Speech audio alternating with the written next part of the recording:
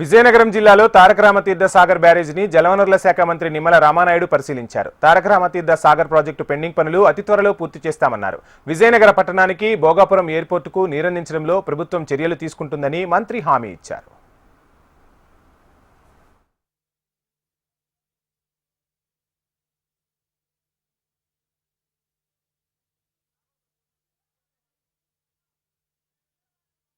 తారక Rama Tirtha Sagar project కి సంబంధించి మరి యొక్క డైవర్షన్ కెనాల్ ఏదైతే ఉందో అది 60% వరకు పూర్తయింది. ఇంకా రిమైనింగ్ బ్యాలెన్స్ 40% మన డైవర్షన్ కెనాల్ పూర్తి చేయాలి. అదేవిధంగా ఏదైతే టన్నెల్ ఏదైతే మధ్యలో టన్నెల్ ఉందో ఆ టన్నెల్ కూడా ఇప్పటికి కేవలం 20% మాత్రమే టన్నెల్ పూర్తయింది. అది కూడా 100% మనం ఇంకా మిగిలిన బ్యాలెన్స్ 80% టన్నెల్ని పూర్తి చేయవలసిన పరిస్థితి ఉంది. అదేవిధంగా ఏదైతే రిజర్వాయర్ తారక రామతీర్థ సాగర్ ప్రాజెక్టు సంబంధించి మెయిన్ రిజర్వాయర్ ఏదైతే ఉందో ఆ రిజర్వాయర్ కూడా కెపాసిటీ చూస్తే 2.7 టీఎంసీ 2.7 టీఎంసీల కెపాసిటీ ఏదైతే రిజర్వాయర్ ఉందో మరి ఈ రిజర్వాయర్ కు సంబంధించి ఎర్త్ బండ్ కూడా నేను ఇప్పుడు అధికారులను అడిగితే ఎర్త్ బండ్ కూడా కేవలం 60% మాత్రమే పూర్తయింది. ఇంకా 40% వరకు కూడా ఎర్త్ బండ్ వరకు కూడా ఈ రిజర్వాయర్ కి ఉందని చెప్పడం జరిగింది.